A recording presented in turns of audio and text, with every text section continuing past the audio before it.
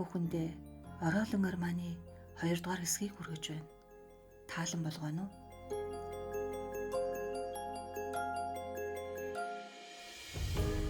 Айлфид илгээсэн захидал. Эхний захиа.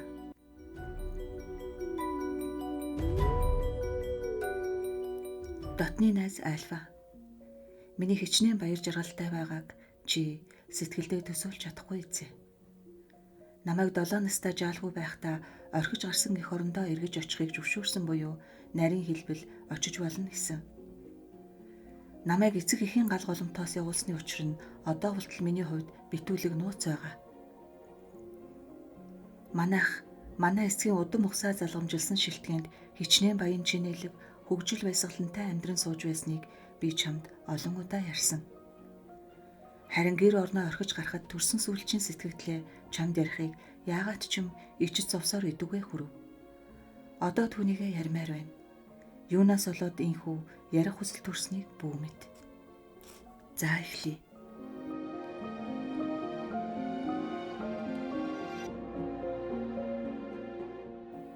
Нар хараахан жаргаагүй.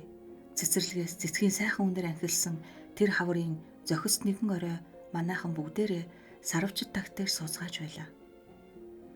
Миний охин дүү бяцхан Люси бид хоёр бас тэнд байсан. Ээжийн хайртай нохой бидний хажууд хэвтэж байв. Гэнэт зарц ирж танихгүй өвгөн ноёнтон манай эцэгтэй уулзаж ярилцах зөвшөөрөл гуйж байгааг айлтгав. Тэр өвгнийг сарвчид тагтад ирүүлэх зөвшөөрөл өгсөнд гэлэн хүнийг шиг урт дээлтэй буурал ноёнтон хурж ирэв. Тэр хүний царайн зэвхий цагаан мөртлөө нүд нь улаавтар, уруул нь хүрэн улаан байхыг би ажигласан. Үл таних өвгнийг амнэн үг дуугармагц ээжийн хайртай Нэти гэдэг нохой босон харааж үсээ өрөөлгөж шүдээ ярзаалган архирч өвгний хөлөөс 100 авт завдснаа үл таних өвгнийг барьж байгаа таягнаас айгаад чадсангүй. Нэти юу болох нь энэ вэ? Танихгүй хүн рүү ерөөс ухсхийдгүй дээ. Өнөөдөр л анх ингэж байна гэж ээж үл таних өвгнөөс уучлал гуйх мэт өгүүлв. Петро энэ нохойг зайлуул гэж аав тушаалаа. Үл таних өвгөн нохойн архирч аялахыг огтоосон шинжгүй нэгэн том тухтуйтай бичиг гарган манай эцэгт өгөөд доор мэхийн ёслов. Аав хэдэн мөр гүйлгэж хараад ээжид хандан загтлын агуулгыг ярьлаа. Юу гэж бичснийг би ойлгоогүй. Ерөөсөө гүйцэж чагнаагүй юм. Эцсийн бүлэгт эцэг эх хоёр маань загтал авчирсан элчийг саатан суухыг урьж гуйл төсөлтийг нь ёсоор болгохоо илэрхийллээ. Үл таних өвгөн суун уу гэж урсныг чихнийхээ хажуугаар өнгөрөөгөөд авсыг хизээ авчрах вэ гэж асуув. Маргааш авчрахад болох юм гэж ээж хариуллаа. Үл таних өвгөн дахин мэхийн ёслоод гарч одов. Аав ээж хоёрын юу ярьсныг би анхаарч сонсоогүй. Бунхан, өвөг эцэг, хуучин хүргийн тухайд дурсаж байсан боловч энэ бүхэн хоорондоо ямар учир холбоотойг ойлгоогүй.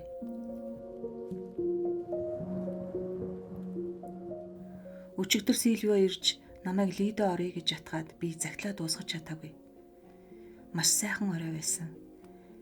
Бидний зав нуурын усны мандал дээгүүр аяархан хөвж, шингэх нарны шижир алтан туяа үйлсийг гэрэлтүүлэн, эргэн тойрон зэрэгэлдэх завнуудын тэндээс игшиглэнд сайхан дуу хөгжим хангинан байлаа.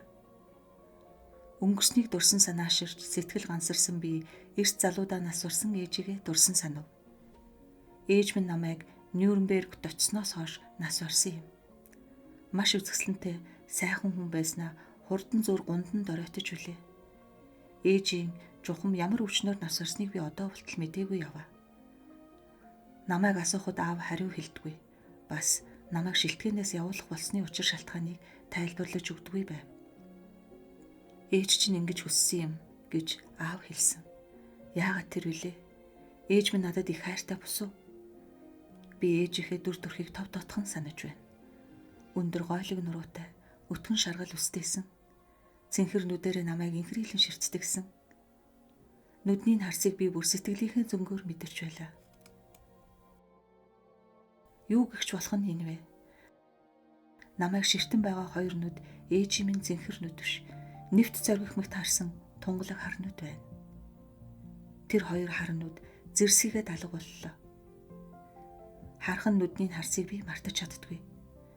Дахиад олж харах хэрэгтэй байна. За баяртай. Ёсолсон дээчин.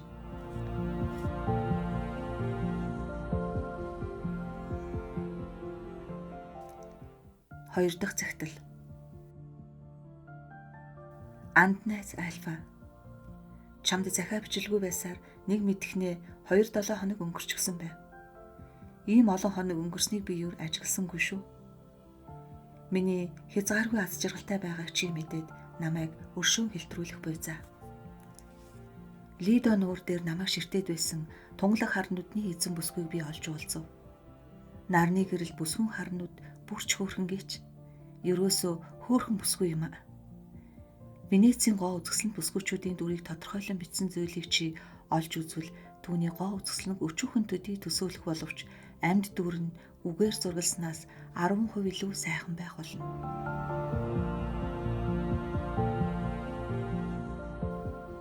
Миний их нутгаасаа алс хөл хөөгдөн суух цаг дуусаж эцэг эхийнхээ галгууламтанд эргэж очих болж байгааг би чамд үүний түрүүнд бичсэн. Гагцхүү эцгийг нас барсны дараа сая эргэж очих боломж олдож байгаа болохоор баахан гонигтай байна. Би арга ирхнээсээ хэл мэдээ аваагүй олон жил болсон. Эцэг маань надтай тангараг тасархаар айлган шилтгэн дур мэдэн очихыг хориглож цаг нь болохоор би өөрөө чамайг дуудана гэсэн юм. Тэгээд эмчийн тодорхойсноор эцгийн маань өмхөлцгөнд хагарч гинэт нас барав гэж өвгөн зас маань бичжээ. Петро бол миний хүмүүжүүлэгч байсан бөгөөд намайг Нюрнбергт авчирч орхисон юм. Петро шилтгэнийг худалдахад гэрчлэх нотариус илгээхийг хүсэж манай эцгийн өөрөө тэг гэж хүснийг нэмж дурдсан байна. Миний эргэж харих тухай нэг ч үг дурссангүй. Тийм яриа огт байж болохгүй юм шиг. Үгүй дээ үгүй. Миний амь насан зөвхтэй байсан ч би гэртээ харина. Ээж минь нас барсны нууц ушир шалтгааныг олж мэдмээр байна. Түүнээс гадна би тийшээ ганцаар биш, хоёулаа очихоор хүсэн мөрөөдөж байгаагаа чамд хэлье юу? Бай юу? Баяртай. Ёсолсон дээчин.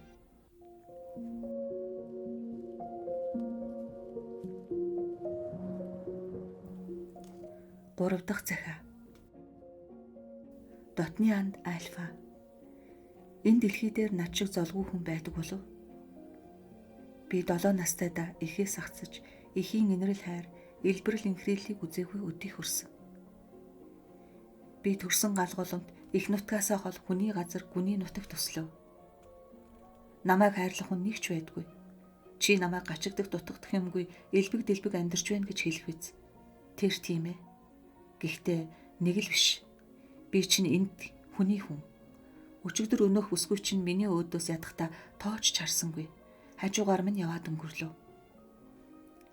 Намайг багны хажуу зогсоод нүдний харстай харт тулгархыг хүсэн хүлээж байтал хажуугаар минь яваад өнгөрөв. Заяан хайсан золгүй амтан би ядахта ээжийнхээ булшин дээр очиж уйл чайлан дотроо онгойлгох боломж алга. Очноо гэртээ харина.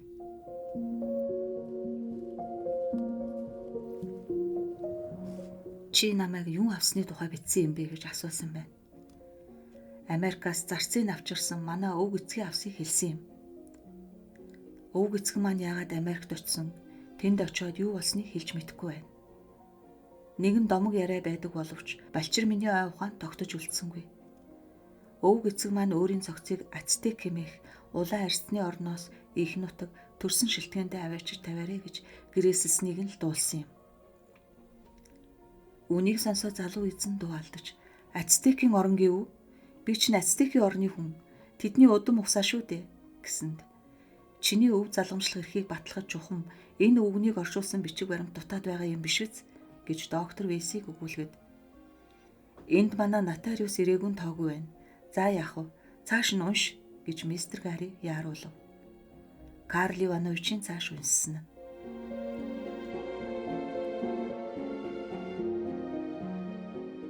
Улаан дүттэй өвгнийг ирсний маргааш нь орой тишээ манай шилтгэний хашааны хаалгаар дээр нь том хар авс атсан 4 дугуйтай морин тэрэг орж ирэв. Манай эцэг 2 өдөржингөө түүнийг хүлээж авахд бэлтгэл хийгээд завгүй байлаа. Дугнаас оршуулгын бунханд хаалгыг онгойлгов. Дугны дотор талыг модны ногоон мөчрөөр чимэглэж самгаартан урьж ном уншуулахаар шийджээ. Оршуулгын бунханд тоос шороо Аазны шүлсийг арчиж цэвэрлэн бэлэн байсан нэгэн чулуун авсан дээр Америкаас авчирсан гэсэн тэмдэглэл бүхий үгс сэлхийг аав тушаажээ. Өвгнийг удаан хүлээлээ. Өвгөн орой болсон хойно гунигт ачаагаа тээж ирлээ. Авс нь аймаар хүнд байв. Энэ авсыг дуугнаас оршуулгын бунхан руу орсон огцон нарийнхан шатаар багтахгүй болов гэж нөгөө улаан нүдтэй өвгөн өгүүлээд цэцэрлэг тийш харсан гонхны хаалгыг онгойлгол дээр босов гэв. Та тэнд хаалга байдгийг яаж мэдсэн юм бэ гэж манай эцгийг гайхан асуухад гүн эзэнтний ярианаас гэж өвгөн баргар царайлан хариулжээ.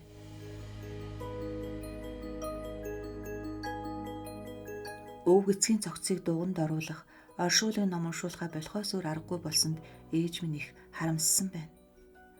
Оршуулгын бунхны баруун талын хаалгыг яаран онгойлгож түүгээр авсыг оруулан тавих газар нь тавьсан байна. Хаалгыг нь Ромын пап гигантний өөрөө илгээсэн гэж ярьдаг загалмайн дүрстэй соожоор дахин төгчих гэхэд түлхүүр нь олдоогүй байна. Түлхүүрийг хэн авсан юм бэ? Хэн барьж байсан бэ гэж бөөн үүмэн шугаан дэгдсэн боловч түлхүүр олдсонгүй.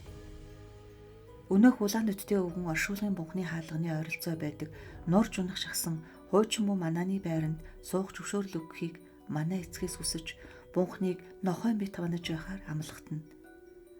Манааны байранд хүн суухын аргагүй болсон шүү дээ гэж манай эцгийг хэлэхэд зүгээр би жаахан засаж янзлаад авна. Надад эзэн ноёныхоо цогцыг сахиж суухаас өөр хүсэл байхгүй гэхтэн. За тэгвэл та дураараа бол гэжээ. Өвгөн доор мэхэн ёсолж халааснасаа том бараан хайрцаг гарган ирж манай ээжийн дэргэд очиод миний талигаач эзэн ноён гүнтэн амьд сэрүүн ахуйдаа үнийг танд өгөөрэй гэсэн юм гэд хайрцагтай юмаа ээжэд өгөв. Цэгэн цэнхэр хилэнгээр доторлсон тэр хайрцаг дотор гайхалтай сайхан сувдан сондор байв. Углуургийг нь маш уран нарийн хийцтэй хоёр том ногоонуудтай могоон толгой байдлаар хийжээ. Нүдийг дүрсэлсэн хоёр маргад эрдэнэ нь их үнэтэй эд бололтой учир битүүлэг цэвэлзэн байлаа. Хүзүүний чимэг бүхэлдээ баггүй үнэтэй эд байсан нь мэдээж.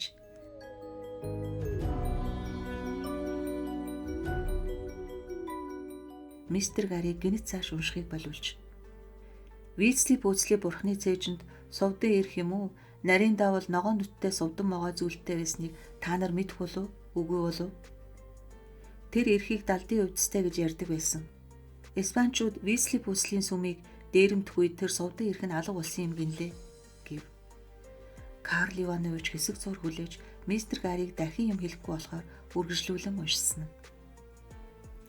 Ээжийг аавын өдөөс асуух байдалтай харахад аав өдөөс нь толгой тогсон. Ээж тийхүү уг бэлгийг хүлээж авсан юм. Түүнийг авахаас татгалздаг л байжтэй. За баяртай. Нөгөө бүсгүй маань миний хойноос хүн явуулжээ. Би энэ дэлхийд байхгүй азтай хүү юм. Дээ чинь.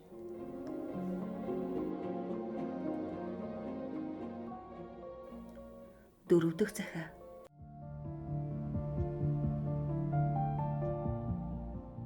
Эрхэм дотны ханд Альфа. Тэр бүсгүй надад хайртай юм байна. Бид хоёр сэтгэлийнхээ үгийг ярилцсан.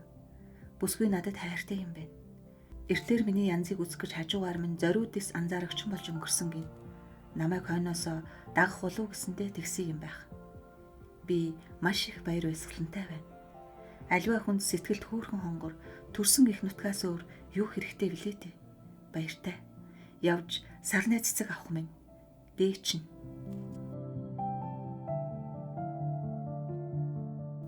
Тав дахь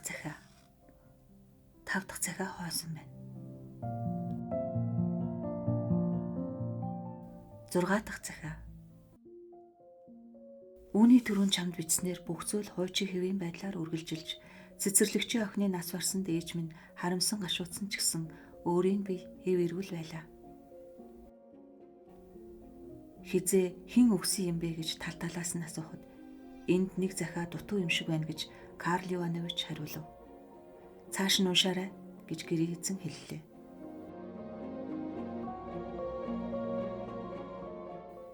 Ээж маань тэр гайтай шөнийн хүртэл эв эрүүл байсан.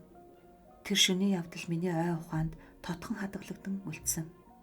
Гэхдээ олон зүйл одоо болтол учир битүүлэх хэвээр байдаг. Миний бяцхан охин дүү Люси бид хоёр асрагч их Катрины хамгаалал харгалзалд байдаг байв. Бид хоёрын унтдаг өрөө ээжийн унтлагын өрөөний хооронд нэг өрөө байсан. Шүн дөлөөр хин хаанд хашгирсныг мэдгүй нэг муухай хашгирах чимээнээр би сэрв. Орон дээрээ өндөө цугаа чагнуул гэр байшингаар дүүрэн хөл хүмэн болж хаалга таснаас хийж хүмүүс гүйлдэх ярилцах дууллаа. Катрина урилгыг дуудсан чинь өрөөнд алга. Би үхтлээ айгаад хөл нүцгэн дан дотуур цамцтайгаа ээжийн унтлагын өрөөнд гүйж орвол тэнд олон хүн цугласан байв. Давхарлаж өндөрсөн дэрэн дээр ээжийн царай дэрний уут шөнийн цамцных шигээ зэвхий цагаан болоод ухаангүй хэвтэж байлаа. Илгэн дээр нь цагаан даавн дээр цусан тол байхыг би ажиглав. Аав маань ээжийн дээрээс тонгойж манай өвгөн доктор аманд нь им цутгаж байлаа. Иргэн тойрон айд сандарсан зарснаар хөлхөлөлдөн байв. Хэдэн минутын дараа ээж ухаан орж өрөөнд дотхыг айсан байдалтай тойруулж хараад "Фредди, чи юу? Чи түүнийг хөөсөн үү?" "Хэнийг хэлж байна хонгор минь? Өвөг эцгийг түүнийг битгий оруулаарай. Битгий оруулаарай." "Тайвшир хонгор минь. Өвөг эцэг маань нас орсон шүү дээ. Чи зүүдэлсэн байлгүй." "Зүүд нь зүүд юм биз. Үний юм шиг барин тавин байсан" гэж ээж бөвтөнлөө. "Үгүй юм а. Зүүд биш юм" гэж баттай өгүүлв. Хэсэг дугуй байснаа бас. Би унтах нь унтсан юм. Тэгтэл гинэт өрөөнд минь нэг хүн орж ирэхийг мэдэрч тэнгэрийн хөргийн өмнөх зул шажигнан унтрах шиг болсон. Үгүй, зул бүр түрүүнд нь унтарсан байх. Ширчгэнд нь могоон дуу байсан биз. Бүү мэдээ. Өрөөнд бүдэг гэрэлтэй байсан. Гэхдээ өвөг эцгийг би сайн харсан. Хилэн хувцас, алтан осортойгоо хамгийн гол нь цус гүйлгэнсэн аймаар муухай нүдтэй. Монхор хамар, хуурай авруултай өвгөн аав дүрээрээ мөн байсан гэж орон гарын ярахт нь аав түүний үгийг тасалж "За болдоо. Одоо тайвшир" гэсэнд "Гүй чи дуулж бай." Өвгөн аав миний дээрээс тонгоогоод "Чи яагаад миний өгсөн бэлгийг зүүхгүй байна вэ?" гэж аяархан асуусан. Гарт нь могоон толгойтой хүзүүний чимэг байгаа харагдсан. Тэр хүзүүний чимгийг миний хүзүүн зүүж өгөөд уруулыг минь үнссэн гэж ээж яриад уруулаа арчиж. Уруул нь мэлхийн шиг цэв хүйтэн. Биеэс нь ялцаж хөгцөрсөн юмны муухай үнээр ханхалж байсан. Миний хүзүүнд сувдан сондөр зүйлээ гэсэн нь могой байсан. Тэр могой намайг хатгсан. Тэгээд би ухаан алдсан. Цааш юу болсныг санахгүй байна гэж ээжийг ярахт нь би тэсэж чадалгүй. "Тэр могой чинь хаана байна вэ ээжээ?" гэж асуусанд тэр даруй миний сайн мэдэх хоёр гар намайг шүүрэн авч өрөөнөөс даруй авч гарсан юм. Харанхуй шөнө хөл нүцгэн гүйж явдаг чинь юу гэсэн үг вэ гэж Катрина урилгыг загнахт нь "Тэр могой нь хаана байгаа юм бэ" гэж би шалгаав. "Юуны чинь могой? Хатан ахаа зүүдлээд хашгирсан байхгүй юу?" гэв. "Ээжийн цамц цус болсон байна шүү дээ. Би харсан" гэхэд "За түүнийг мэдэхгүй. Доктороос асууя. Хүүмэн чи одоо унт" гэж өрлөг их намайг хочиж өгөв. Маргааш өглөө нарны туяа гисэн налгар сайхан өглөө болж дүү охин маань тас инээн шулганаад би шүн айсан могоон тухай дууснаа таг мартаж орхисон байв. Бид хоёрыг бэлэн болсны дараа Катрина өрлөг ердийн заншлаар бид хоёрыг эцэг эхтэй маань уулзуулахаар авч очив. Хоолны танхимд орохдоо өрлөг их ээжийн биеийг базаахгүй байгаа учраас бид хоёрыг битгий их шуугилдарай гэж захив. Олон дэр давхарлан тавьсан буудан дээр ээж маань хажуулж байлаа. Би хэдий балчирч гисэн ээжийн минь царай ганцхан шөнийн дотор хичнээн их зонхийц цайсныг ажигласан. Ээж маань бид хоёрыг бараг тоож анхаарсангүй. Зарсад хандан "Нэтийн хаав вэ? Та яагаад нэтийг авчрахгүй байна вэ? Би цаг шахуу хүлээж байна" гэсэнд "Нэтийн ойр хавьд алга. Бид өглөөжин ирээд хаашаа алга болсныг нь мэдэхгүй байна" гэж зарц ээрч муурч төгдрөн хариулв. "Тэр нохоо хайчдаг байна уу? Юу болж байгаа нь вэ?" гэж ээжийн зүрх хөөрөн өгүүлэхэд зарц дуугарсангүй. "Ирж ол. Сүүлчийн удаа хэн харсныг асууж мэд" гэж ээжийг тушаахад зарц гарч одлоо. Тэр нохоо дандаа ээжийн хөлд хэвтэж байдгийг харж дассан болохоор нохоо алга болсныг би ч гэсэн гайхав. Гэхдээ өнөөх могоо явдлыг илүү их сонирхож байсан болохоор "Ээжээ, та нөгөө могоог олов уу?" гэж эрх танхи өвгөний ёсоор шуутхан асууж орхив. Тэрхэн хоромд аав маань уурсан миний гараас духтарч дуугүй гэж зандарлаа. Би аав ээж хоёрын үүдээс гайхан ширтэв. Аав хөмсөг зангидан хүрлийж ээж аяархан yoолн дуу алдаад дэрээ налж гидээлээ. Намайг сэхээ авахын хооронд аав минь мориор тосгон орохгүй юу гэж асуув. Би морь унаж тосгон орохыг аль хэдийнээс хүсэн хүлээж байсан учраас морь унана гэхээс хөл алдан хөөрч хамгийн мартаж орхиод баярлан дуу алдаж аавыг хүзүүдэн авлаа. Чи өөртөө Кариагог имэйл гэж хэлээрэй. Петро хамт явна үз. Морьд бэлэн болсны дараа надтай уулзцгаа. Петро захих юм би. Мэдээтэй яваарай. Уулын өрөө хамаагүй битгий давхаарай гэж аав нэмж хэлв. Нэг цагийн дараа бид шилтгэний хаалгаар гарч явлаа. Биднийг явахад хаалгач өвгөн Петро тандам тосгонд очиод нийтийг асууж сургалаарай хэмээн захиад тэр нохой одоо болтол олдохгүй юм. Хатан ахаа уцаарлаж байна гэлээ. Петро аманда өнөөх хөгшин тийрэн гэсэн шүү юм бүвтнүүд бид уулын өрөө болгоомжтой бууж эхлэв. Би ядарчлаа альфа. Маргааш үргэлжлүүлье. Дээч нь ёслов. 7 дахь захиа. Үргэсэн зүгийн үрээ тойрон дүнгэнэж бужигналтахын адил өнгөрсний тухай элдв төр татгал толгойд минь эргэлдээд тийхүү санаад орсныг бичээд л байхаас өөр ажилгүй болж байх шив. За тэгээд Петро хоёр тосгон орохоор явлаа. Петро бол манай гэрийн хуучин зарц. Аав бит хоёр тайртай. Ер нь манайханд бүгдэнд маань хайртай байдаг. Петро бол цагаан санаатай, сайхан зантай өвгөн. Намайг дүрсгийтгэхэд нэг их загнахгүй эрхлүүлж байдаг. Шувууны үр үзье гэвэл үзүүлнэ. Загсны дэгээ хийгээд өгөөч гэвэл хийгээд л өгнө. Амьд туулаа бариад ир гэвэл бариад л ирнэ. Энэ мэтчлэн миний хүссэн болгоныг Петро ёсоор болгож өгдөг байв. Харин сүүлийн үед Петрогийн зан их хуурж туулай муулай загас магас сонирхоо огт болсон. Петро хэдэн цагаар үг дуугүй гүлийн суух болж нөгөө гүнтний авс авчирсан өвгөн зарцын явж байгааг холоос харахтаач нүд нь улаан цагаанаар эргэлдэн хорсол хилэнгээр дүүрдэг байв. Тэгээд хөгшин тэрэн гих шиг нэг юм амандаа бөвтөндөг байлаа. Америкаас ирсэн зарц өвгнийг Петрогийн ийхүү үзэн яддгийг зарц ажилчид бүгд сайн мэдэх бөгөөд шилтгэнд Петро шиг цагаан санаатай, сайхан зантай хүн үгүй байсан болохоор зан нь ингэж хувирсныг бүгдээр ихэд гайхаж байлаа. Америк өвгөн юугаараа тийхүү олны жигшил зүй үслийг хөдөлгөх болсныг хэлэхэд хэцүү. Тэр бол юмыг шилж голохыг мэддэггүй номхон хүн байсан бөгөөд өөрийн засаж янзалж авсан манааны байранд сууж байх юм уу эсвэл оршуулгын бунханд эзэн ноёныхоо авсны дэргэд байж байдаг. Хаяахан суудаг газрынхаа ойр хавьд цэцэрлэг дотор холгож яваа харагдана. Зарс ажилчдын байр сууц галт тогооны газраар огт үзэгдэхгүй. Бас олонтой хамт нийтийн хоолунд хэрэглэхээс татгалцсан. Эзэн ноёнт минь надад өлсөхгүй амь зууж хүрэхээр юм үлдээсэн гэж өөрөө аавд учралсан байна. Манай арай илүү их мэдлэлтэй зарс нарын зарим нь шинэ ирсэн өвгөнтэй ойртож танилцахыг оролдсон боловч ихэмсэг бардам хүйтэн хүндээ хариудуулаад гомдон холджээ. Бас нийтийн хоолноос татгалцсанд олон хүний зөв хөрж өлсөхгүй амь зууна гэдэг үгийг нь дооглон инээлддэг байв. Харвуу тамин хорчгор хар юм ирсэн чинь одоо хаалгаар багтахгүй тарган болжээ. Бас уруулан цусан улаан өнгөтэй юм гэж наргантай залуу угаалчин хүүхэн Мариныг инээд алдан өгүүлэхэд амаа мэдэж донгос. Чамайг идээд бүр таргалан бийвэ гэж Петро түүнийг замдрав. Чадахгүй тэглэж өхнө гэж Марина тас хөхөрч билээ. За ингээд болъё альфа.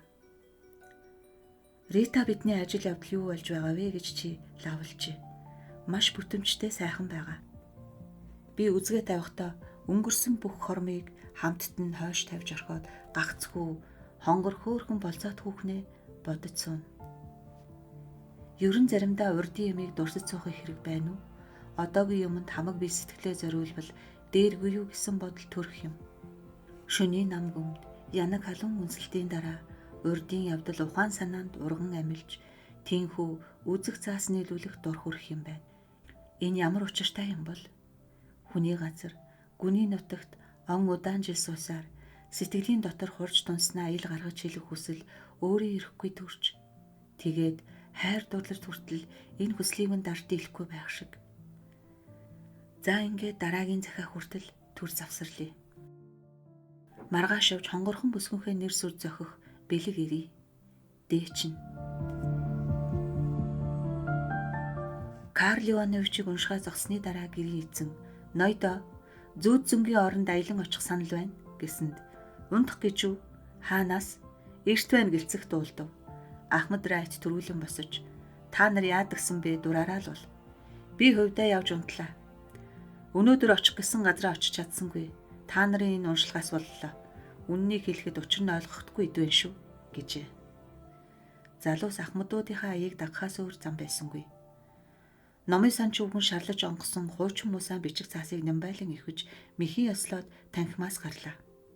Маргааш Агнуурын байшинд очин шүү гэж хойноос нь хэлэхэд "За тэгье" гэжээ. Агнуурын байшин. Маргааш нь нар жаргахаас нэг цагийн өмнө мистер Гарри бүх дагалт бараа бологчдынхаа хамт Агнуурын байшинд очижээ. Хэрэгэн зэрэгтэй баян Америк хүнд ая тал засах гэж өндөр самхаг дээрх эрхчлөөт Америкийн далбаа босгосон байлаа. Байшин нь төдийл том биш бөгөөд хийц маяг жигтэй хачин аж. Энэ байшинг нэг мөсөн барайгүй увуу цөвөө баг багаар барьсан бололтой. Саарл чулуу хан нь нар салхинд илэгдэн будаг шохойн холцорсон байх боловч зэрлэг зөрөг цэцэг оронг сараан зөндөө ургаж ханыг халахалжээ. Доод давхрын цонхны дунд нь хүртэл долоог нь майлан гургасан байлаа. Ерөөсөө элдв зүйлийн бутгсөөг мод ургамал эрх дураараа оргож бараг хүн нэвтрэх завсаргүй болжээ. Мистер Гарри болон түүний бараа бологчдыг Агнуурын байшингийн довжооны дэргэд Дамл Смит түүний туслах энэ нутгийн Миллер нарт тосож уулзав. Зочид хуучин цагийн баганд бүхий үүдний харанхуй танхимаас саруулхан гэрэлтэй хоолны танхимд орцгоолоо. Тэр урт том өрөө хизээнээс нааш хоолны танхим байсан бололтой том камин зуух хананд хийсэн хідэн шүүгээ буугын ивэр ан амтны толгоогоор засаж чимгэлсэн нь энэ бодлыг батлана. Ан Агнуурын сэдэв бүхий нутгийн зураачдын бүтээл бололтой уур муутайхан хідэн зураг байх бөгөөд зураг нь энтхийн хуучин эзэн ноёдын амьдрал байдлаас харуулсан болов гэсэн бодол төрүүлнэ.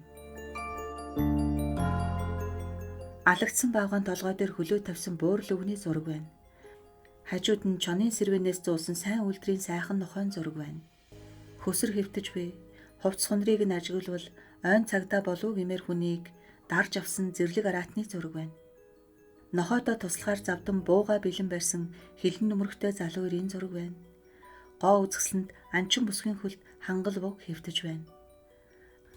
Анх их хүн төлж мөнгө зарж байж бүтээсэн бололтой алтан хээ товойлгосон ханы наалт нь хэдийн ховхорч өнгө алтан харалжээ. Сүүхэтэ Америкэр бүр муудсан хэсгүүдийг нь халахлан гэрийн эзний зочдыг хүндэтгэх байдлаар улс улсын далбаа өлгсөн байхаагаад зочд нь олон улс үндэстний хүмүүс тул өнгийн далбаа нь олон улсын ярамгийг санагдуулна. Камин зуухны эсрэг талын хананд сэсгэр улаан хивс хатсан нь өрөөг улам ирээмэрэн болгожээ. Самрын модоор хийсэн нүсэр том хогшил тавилга тавьжээ. Зарц үйлчлэгч нар оройн зоог бэлтгэн нааш цааш гүйлдэж гэрийн эзэн хоол болохыг хүлээх зур байшин гүзий гэсэнд бүгдээрээ дуртаяа зөвшөөрөв. Хоолны танхимаас хэд хэдэн тохиорсон нарийнхан гудам их авчээ. Гудмын үзүүрт өнгө бүрийн шилтэй дугуй цонх байх бөгөөд шилний зарим нь хагарч цагаан шилээр сольсон байв. Гэрэл гэгээ муу нэвтэрдэг болохоор гудам нь өдрийн цагт ч харанхуй байлаа. Гудмын хоёр талаар унтлагын өрөө бололтой олон жижиг өрөө байв. Өрөө бүр нэг юм уу хоёр ортой.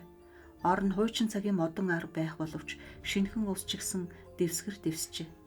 Гудмын нэг тохой түрээд даамал унтлагын өрөөнүүдийн эсрэг талын нэг хаалгыг онгойлгов. Зочид тэр хаалгаар инээлдэн шуугилдан орлоо. Сайх өрөө нуур тийш харсан том том цонхтой уудам өрөө аж.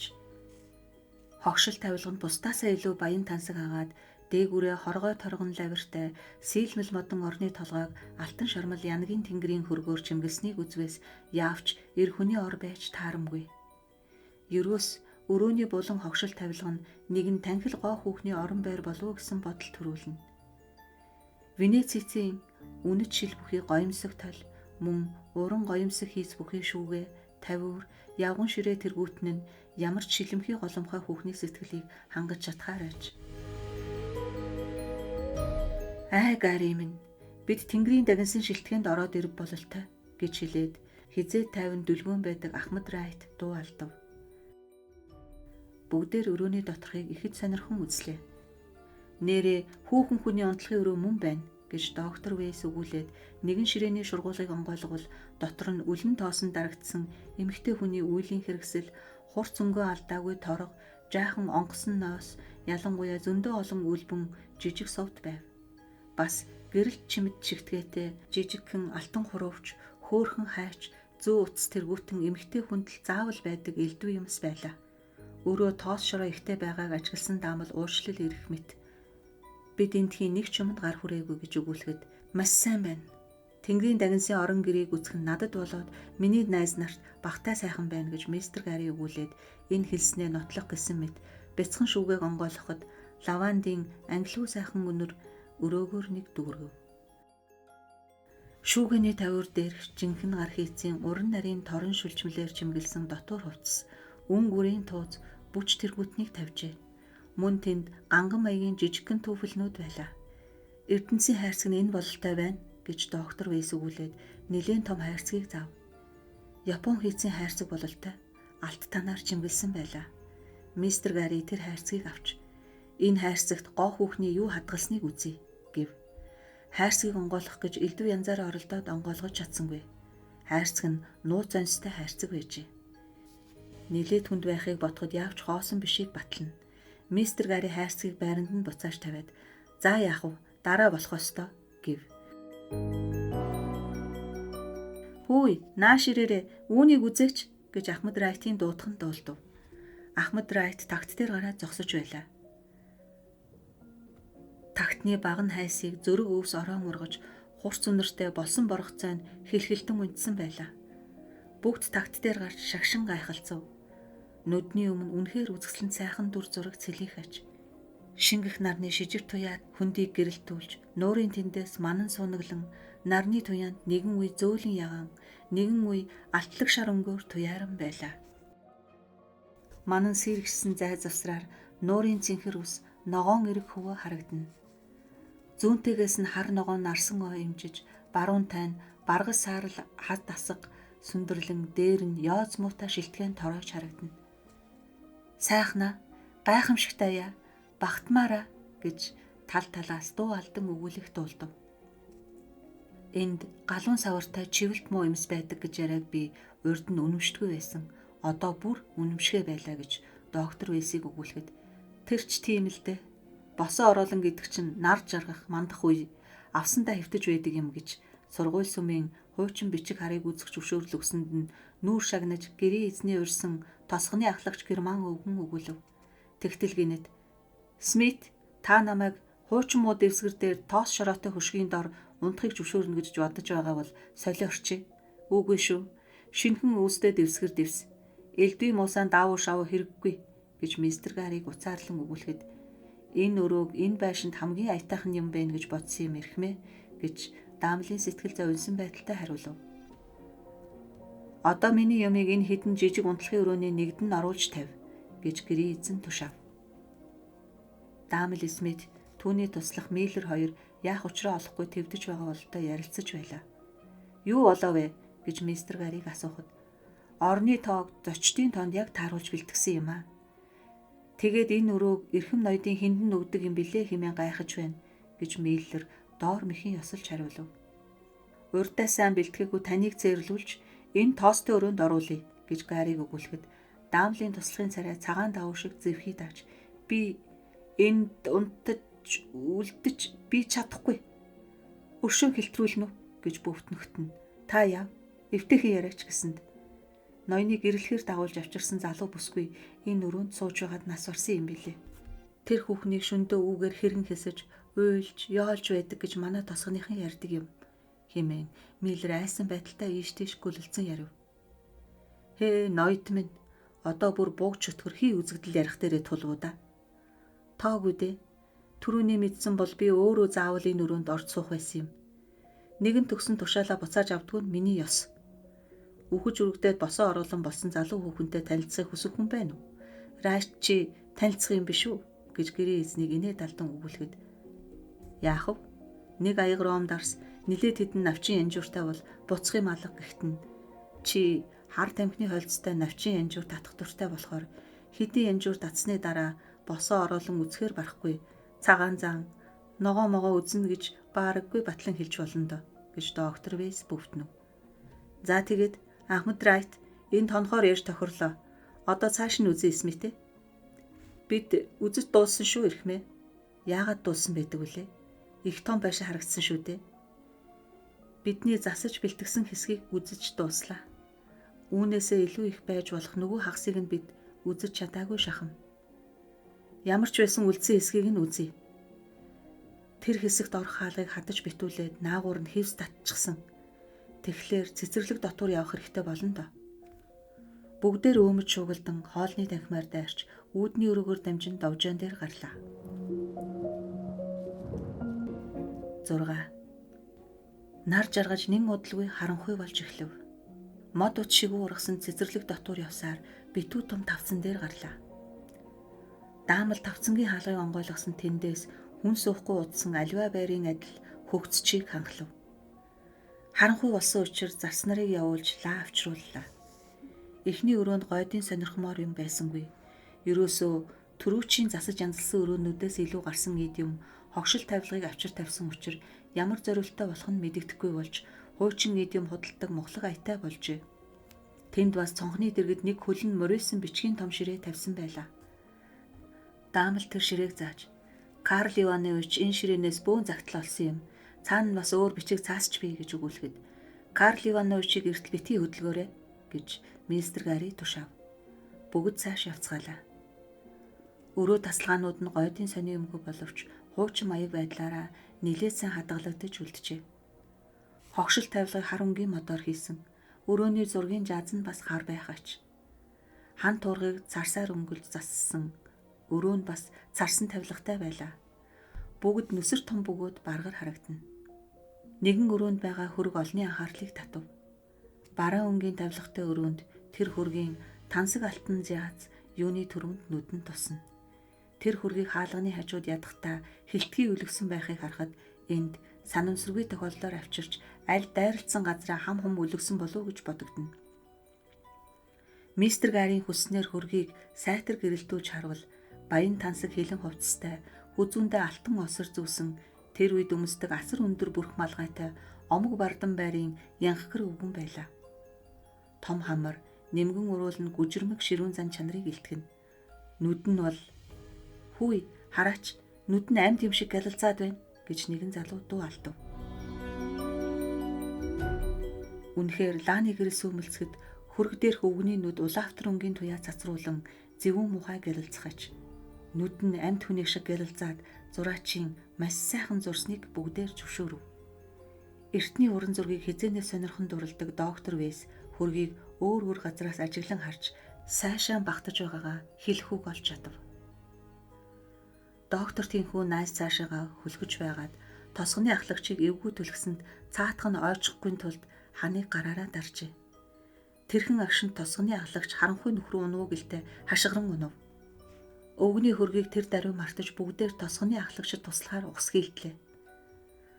Тосгоны ахлагч бүх ханыг гараараа туллаа гэсэн нь нууц хаалга дарсан байжээ. Хаалга онгойж өвгөн үнсэн нь тэр байлаа. Золоор ахлагч өвгөн хий айд сандарснаас биш бэртэж барьсангүй. Бүгдээр иймэрхүү гинтгий учирлаар нээж олсон шин өрөөнд сонирхон орцгов. Даамал түүний туслахнаар агнуурын байшинг үзэж явахдаа энэ өрөөг үзээгүй гин. Энэ өрөө бусдаасаа тис ондоо бас хүний нүдэнд тусгааргүй нууц хаалгатай байсан учраас тэдний үгийг үнэмшиж болох байлаа. Венец маягийн том цонхтой ганган хийс янз бүхий үнэт тогшил тавилгатай тэр өрөө нөгөө түрүүний яриад байсан босоо ороолон бүсгийн унтлагын өрөө байж таармаар. Хэрв тоос шорон дарагдаагүй бол энэ өрөөг эзэн нь орхиж яваад удаагүй байгаа болов уу гэж санагдмаар. Ширээн дээр олон ном, сийлбэр зураг, хүүхэн хүний үйл тавиастай. Өрөөний бараг гол дунд тавьсан буудангийн ойролцоох ганган хийцтэй явган ширээн дээр тансаг сайхан мөнгөн бомбонд хээрийн цэцэг хийж тавьсан хэдийн хатжээ. Буудангийн толгой тавьсан торгон дэр дээр эмэгтэй хүний толгойн ором хонхорхой үлдсэн байв. Буудангийн хажуудах сандал дээр пипа хөгжим тавиастай байлаа. Доктор Вэйс ойртож яваад нэг юм дээр гიშгэв. Гიშгсэн юм нь алтан хөвөө бүхий хар хавцастай жижигхэн ном байлаа. Католик шашны залбирлын судар байлаа. Нүүрний хуудсан дээр тамирын барагдаж буй эмэгтэй хүн бичсэн бололтой гоёмсог сайхан үгсээр хөөхий зовлон түсгийн хойноос залбирах тун гэж бичсэн байв. Буудангийн хөлд эмэгтэй хүний хурц хүрэн улаан өнгийн нүмерэг хідэн хатсан сарааны цэцэг байв.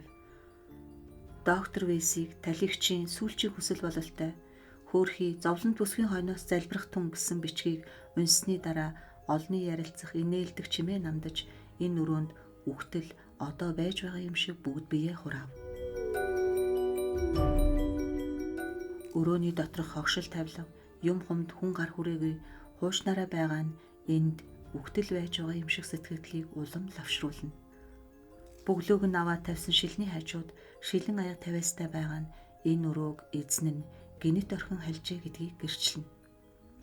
Энд сууж байсан хүмүүс гинэт нүмрэн ирсэн гайхамшигаас дөрвөн зогтож орон гэрээ орхин одоод нэг ч хүн эргэж ирээгүй бололтой. Шувууны торыг харахад ийм тамаглал улам бат ноттой болно.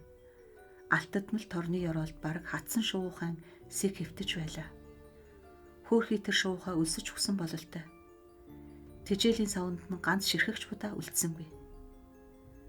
Харанхуйг лааны гэрэл бүдэгхэн гэрэлтүүлж цонхны зузаан торгон хөшигний цаанаас зухих симхий цагаан торон сүлжмэл нисэн одсон сахиусан тэнгэрийн жигүүр мэт санагдана. Хээ чөтгөр алгад. Эн чин яг л үлгэрт гардаг нойрсож байгаа гоо үсгийн орон гэр байна шүү дээ. Харин манай гарын үнсэт сэрэгчмэр нойрсож байгаа бүсгүй нь өөрөө алга шивдэ гэж Ахмад Райт алиалав. Тинхүү хүмүүсийн сэтгэлийн чилээ тайлагдаж бүгдээр ярьж шуугалдан санал бодол сэжиг тамгаа хэллээ. Даамл Смит нэг цонхны дэргэд очиж хөшгийг ярвал цонх гэсэн нь цонх биш хаалга байжээ. Түгжээтэй байх боловч түлхүүрэн цоожныхоо нүхэнд шургуулаастай байв. Цоож нь ёолон гаслан мэт эвгүй мухай дуугаран хаалга онгойж өрөөнд шөнийн сэрүүн агаар орж ирэхэд лааны дөлс үтгнэж хөшиг хатсан цэцэг сэргэнэн хөдлөхөд орон байрыг минь түүэлээ хэмээн хилгэнсэн талиг ач хүүхний сүгсэнс ороод ирв гэмээр санагдана. Миний бодож байсан зүв боллоо. Энэ өрөө түрүүчийн бидний үтсэн эмэгтэй хүний унтлахын өрөөтэй залгай байдаг юм байна. Эндээс үүнийг мэдхэд амархан. Байшингийн энэ тал шилтгэн дуулууд харсан байгаа. Эндээс нуурын бараа харагдахгүй булангийн цаана том тагт байгаа гэж Даамл Смит ярив. Смитийн хэлсэн үннийг Гари үзэж мэдэв. Мистер Гарийн гарч ирсэн тагт алтан хараацайн үр шиг жижигхэн аж. Унтлахын өрөө рүү орсон хаалгыг даруй олов. Хаалга нь урам зураг гэж андуурмаар уран бүтээл байсан учраас анх ажиглаагүй өнгөрчээ. Хаалга түгжээгүй байсан боловч онгойлгож болсонгүй. Аргагүй л дээ. Цаад талд нь бидний түрүүчийн үдсэн дотроо зөндөө юмтай том шүгэ байгаа. Тэр шүгээг зохиогүй газар тавьсан юм шиг санагдаад байсан юм аа. Буланд тавиуштай шүгээг аятайхан сулцаа тавьчихсан байсан.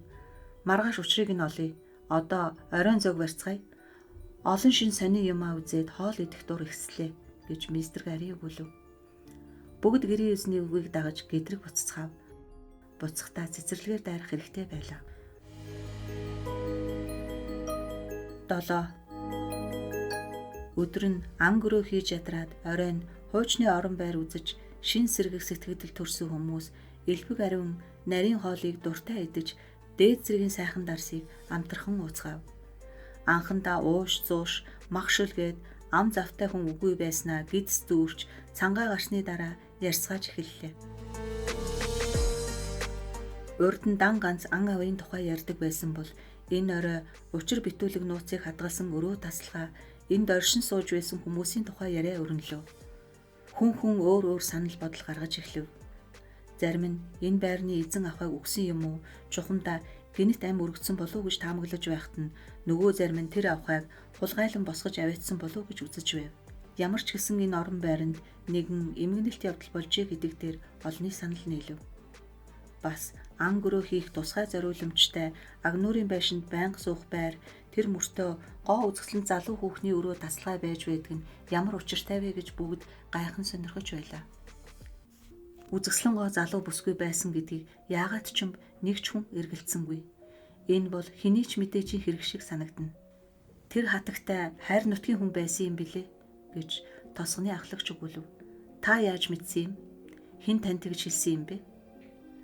Далайн тэртээ хар газраас ирсэн гоо хүүхэн их нутгаа эгээрийн сансаар илгэн хатаж өгсөн гэж манай эмээ ярьж байсан. Тэр их хөөрхөн хүүхэн байсан гэсэн. Даанч манай шашин зүсгэлдгүй буруу номын хүн байж байгаад нүглээ намжлалгүй нас урсан болохоор сүнс нь амар заяагаа олохгүй энэ байшин дотоороо хэрэн хэсэж тэнгэр залбирэн өргөхийг гуйж байдаг юм гинлээ. Тэр хүүхэн хот оронд юм уу? Шилтгэн цуухгүй энд суудаг байсны учир юу юм бол? Энэ тухай эмээ яриагүй. Карл Иванович танд энэ тухай мэдэх юм байхгүй юу? Та өнөөдөр сүмийн архивыг үзв үү? Хүндэт зочдын ярианд хөндлөнгөөс оролцохгүй гэсэн шиг өрөөний цаад болонд дуугүй сууж байгаа Карл Иванович дээр бүгдийн харц тусав.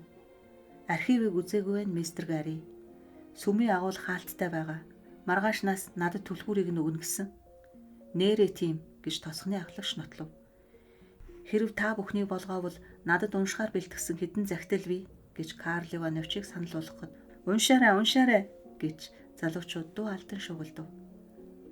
Дарс янжуур авчир гэж гэрийн эзэн зарснарт тушаалаа. Тушаалыг ёсоор болгосны дараа сонсогчд тухлан сууж аваад тамхилцгааж Карл Иванович уншиж эхэллээ. 8 дахь захиа. Сүүлчийн загтлаас хойш захиа бичлэг үзснийг нь уучлаарай альфа. Энэ хэдэн хоног би хонгор хайртай хүүхэндээ нүур улайхгүй аятайхан бэлэг олж барих гэж завгүй байлаа. Венец шиг хотоос бэлгийн юм олоход ядах зөхөх юмгүй гэж чи бодож байгаа бах. Үнэндээ олж болно, олохыг ч олсон.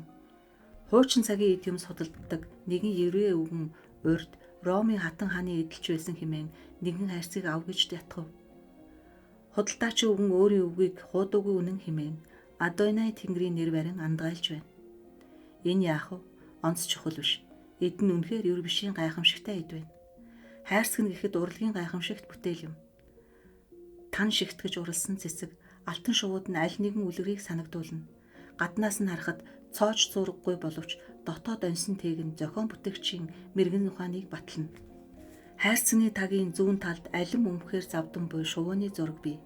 Тэр алимыг шувууны хошуу руу түлхэж оруулахад оньс онгойно. Хайрцаг дотроо хідэн үүртэй. Үүр болгонд нь эмэгтэй хүний гоёл чимгэлийн зүйл хийжээ. Чимэглэл нь бүгдээрээ хуучин цагийн гайхамшигт уран хийцтэй ч гэсэн хамгийн толгой зогсон гой сайхан эдэн алт шар сувдаар чимгэлсэн яст мэлхийн хуйган сан байна. Энэ самыг Рита минь хар үсэнтэй хатгсан байвал ямар сайхан харагдах вэ?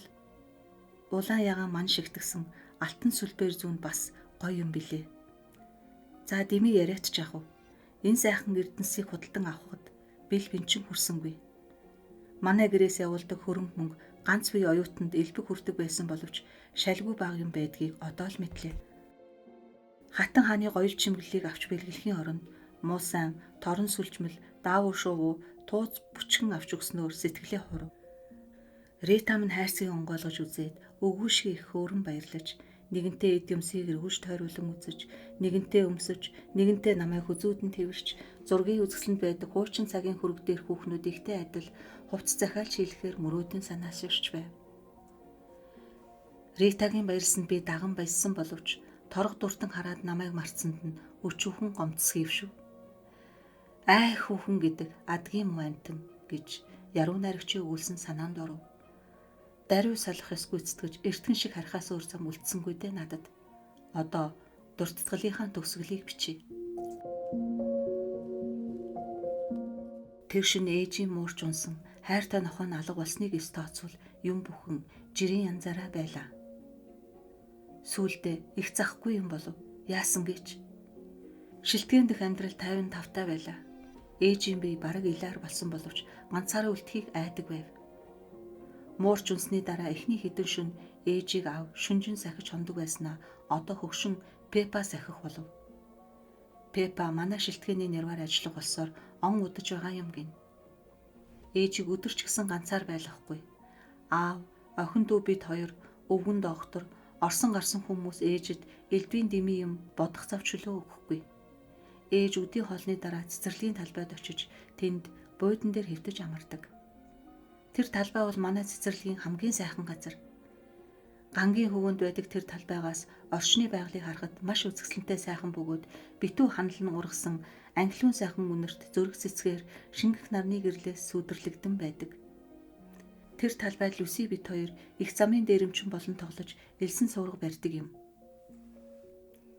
Ээжийн царай ягаарч өнгө орсон боловч урдын цэргэлэн цовоо зам эргэж ирсэнгүй. Их гол дуу алсыг ширтэн дуугүй хэвтэж байх болов.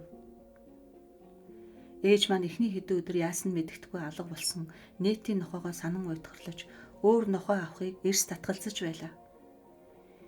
Би Люситэй дээрэмчин бол тоглож байгаа зөрөх цэцгийн дунд нуугдаж байхдаа тэр шөнийн хэрэг явдлын тухай докторын ярьсан зүйлийн хагас сугсыг сонссон юм. Эмчийн ярьсан нь цус багтсан, ялангуяа зүрх хөөрөв эмэгтэй хүнд иймэрхүү юм бишгүй олон тохиолддог. Бодвол хүзүүний сондрын хайрцагийг шөнийн ширээн дээр тавиа шөнө өөрөө мэдлгүй хүзүүндээ сондор зүх гэсэн байх. Нойрмолж байгаад тэглүүрийн хурц үзүүрээр хүзүүгөө хатгаж өвдсөний улмаас могоо мэтийн хий юм үзэгдсэн байх. Энэ тухайд миний санаа зовж байгаа ганц юм гэвэл тэр хатгасан шарх нь эдгэж өгөхгүй удаж байна. Тийм дэ доктор. Харин хүзүүний сондор яагаад оронд нь байж байдаг вүлээ? Хүнжлийн дуглааснаас гарч ирсэн юм. Танд хэлж байна шүү дээ. Өөрөө зүг санаатай оролдоо биз. Тийм ч байж болох юм. Хайрцаг нь хажуугийн өрөөний толны суурин дээр байж байсан хачин юм да. Доктор хариу дуурсангүй. Аав үргэлжлүүлэн одоо бид сэрэмжлэх арга бодсон. Хүзүүний чимгийг дахиад нүдэнд нь харуулахгүй. Би ширээндээ хийгээ төгчсөн гэв. Оллоо гэж Люси шулган нь намайг зөрөх цэцэг дундаас чирч гаргалаа. Ууланд байдаг манай шилтгэнд амар тайван байсан бол хүндийд байдаг тосгонд олонний сэтгэлийн түгшүүр ихсэж байлаа. Тосгонд урд өмнө үзэгдэж дуулдаагүй нэгэн чихтэй өвчин гарч олон залуу охид бүсгүйчүүдийн амьд насыг сүйтгэжээ. 7 хоног үгүй юу хэн нэгнийг өхөл авч оддог болов. Бүгдээр гів гинэт өгдөг байв. Урд өдрөн зөв зүгээр эв өрөөл инээн баясаж наргиж наадаж байсан хүн өглөө нь хүйтэн хүүр болсон байдаг гэж. Хүчрхийлж ноцсон шинж тэмдэг байдаггүй. Тэгээд хүүрийг задал шинжилдэггүй байв.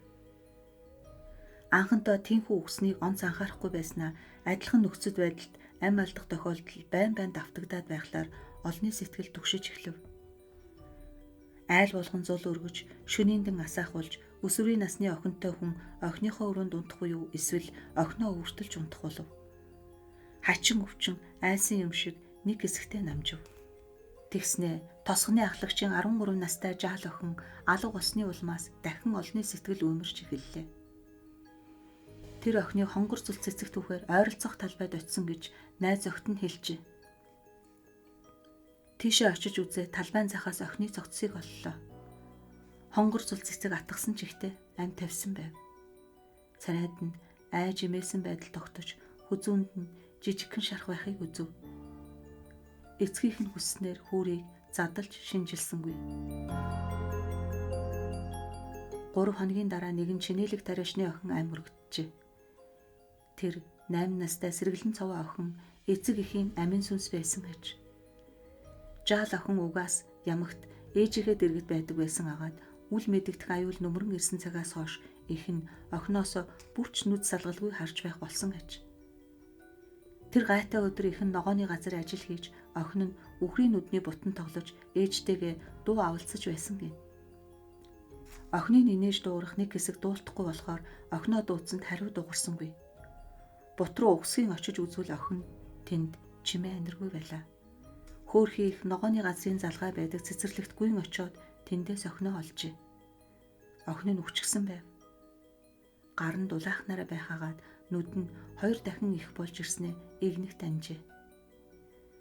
Охины хүзүүнд 2 жижиг шарх байхаагаад хувцсны ингэр нилээд их цус болсон байв. Энэ удаа засаг захиргааныхан оролцож хүүрийг задалж шинжилсэн боловч хүзүүний шархнаас өөр юм олдсонгүй. Тэр жижиг шархан жаал охин унахдаа модны мөчөр юм уу өргөсөн татгуулсны орон байж болох шүү дээ. Асууж байцаагаад юм олж мэдэх байтугай хэргийн байдал улам битүүлэг ээдрэгтэй болов. Алгачийн охиныг талбайгаас олох үед нэгэн том хар муур тариан дунд шурган орж байхыг харсан гэж зарим хүн гэрчлэн мэдүүлв. Бас зарим нь тэнд муур байгаагүй том ногоон гөрүүл байсан гэж батлан хэлж байлаа.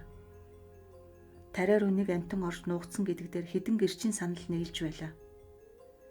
Тэдний байшин тосгоны захад байдаг бөгөөд гүйлдээ ирсэн хүмүүс нэг ч амьд амтны бараа хараагүй аж. Гагцхүү тосгоны хашааны дэргэд сууж байсан гуйлагчийн эмгэн хувцсгондөр сайтай хижээл насны нэгэн ноёнтон тосгоны тэндээс шилтгэний зүг явж байсныг харсан гин. Тайлж болшгүй онцох тийхүү онцох хэвээрээ үлджээ. Олны сэтгэлийн түгшүүр туйлдаа хүрч өсвөрийн насны огтыг нүд салгалгүй харж хамгаалдаг байв. Аюул хаанаас гарч ирэх, хаана нутаж байгааг мэдэхгүй болохоор хамгийн тайван дүлгэн хүмүүс үртэл айж ширвдэх болов. Энэ бүхний дээр тосгонд эд их ажлын үе байсан нь байдлыг улам хөндрүүлжээ. Асар удалгүй шилтгээнийхний сэтгэл түгших болов. Зарч үйлчлэгч нарын дотор тосгон төрөл садан юм уу танил талтай хүмүүс байдаг. Тосгон тийм хачин өвчин гарсныг ээжид битгий дуулга гэж аав тушаасан байжээ. Заримдаа тосгоны тэндээс салхилж байгаа үед оршуулгын хонхны дуу бидэнд тодхон сонсогддог байлаа. Оршуулгын хонхны дууг ээж сонсоод би энэ жичирч царай нь зэвхий даана. Хүүхэдгүй бид бүгдээр айж имэж загалмайлан залбирна. Нэг хэсэгтээ яриа хөрөө намжина. Нэн өдлөө аав ч юм уу, доктор ч юм уу, өөр нэг хүн ч юм уу элдвийг ярьж сүмийн хонхны эмгэнэлт дуунаас ээжийн анхаарлыг холдуулахыг хичээнэ. Сүмийн хонх дуугархтай зэрэгцэн нөгөө Америк өвгөн нэг хачин бэмбэгнэн атиж манайны байрлууга гүйх тооны бушуухан далд ордгийг олон хүн ажиглажээ. 1-7 хоног өнгөрч дахин гай зовлон тохиолдов. Та бүхэндээ Ороолон Германы 2 дугаар хэсгийг толилууллаа. Та бүхэнд манай сувг таалагдсан бол лайк дарж, subscribe хийгээрэй. Баярлалаа.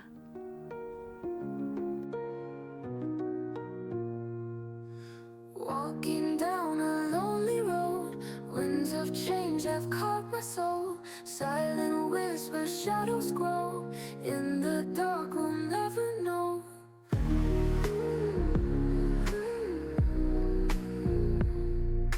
Dreams we had now fading fast. Moments slipping, can't hold back.